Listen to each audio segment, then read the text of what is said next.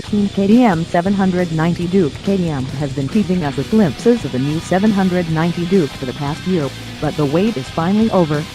The Austrian Street Destroyer was just unveiled at the EICNA show in Milan, Italy, now ready for public and tire consumption. The KTM 790 Duke is built around an all-new and ultra-compact LC8C parallel twin engine, which KTM claims produces 103 HP at 9,000 RPM and 63.6 pound-feet of torque at 8,000 RPM. At 100 HP and claimed dry weight of 372 pounds, probably 415 or so full of fuel, make KTM's claims that this new bike is the ultimate street weapon seem pretty spot on. This is our sharpest tool in the shed, developed with one task in mind, to dominate the street. A true rider knows that here, power meets precision. Feedback. Poise. That's why KTM combined the light, state-of-the-art chassis with the new LC8C engine. The result, plenty of torque on tap, the 105 horsepower rush blasting out of corners and huge grin on your face.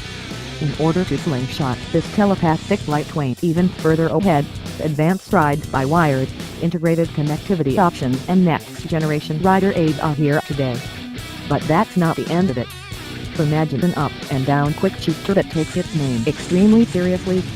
Customized ride modes, personalized traction control, and a lean, mean pistol design that'll make you learn to not waiting for the others as you race ahead. True to the Duke family ethos, the 790 Duke features radical styling, with minimal body panels.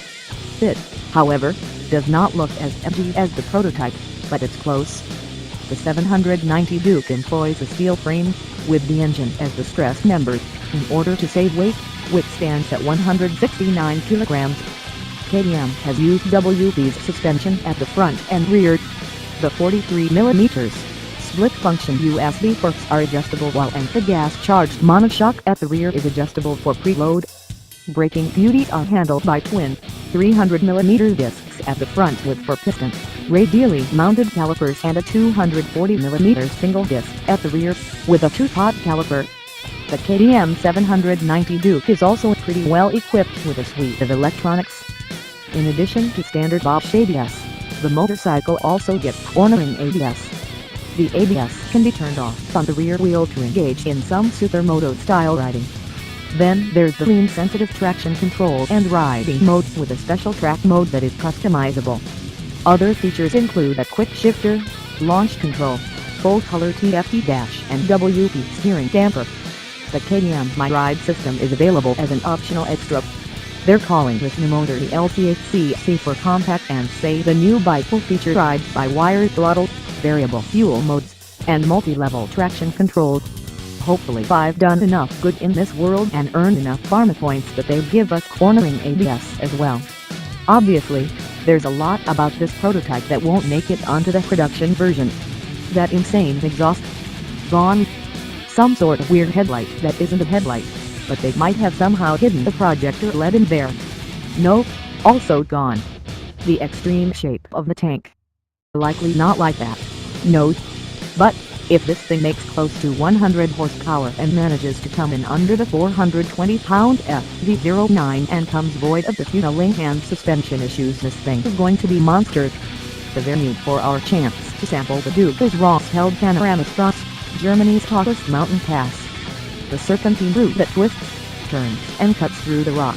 The roads are edged by sheer drops and the alpine views stretch into Austria. The weather has made it treacherous. The peaks are shrouded in low cloud, while damp patches line corners.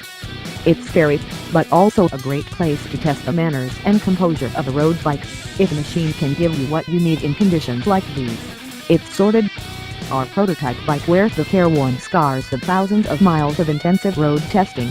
There are warning stickers over the new TFT dash and the front light is a taped-up 390 Duke item, but the finish on the cases, the welding on the frame and the neat cast rear subframe/tail unit look production ready.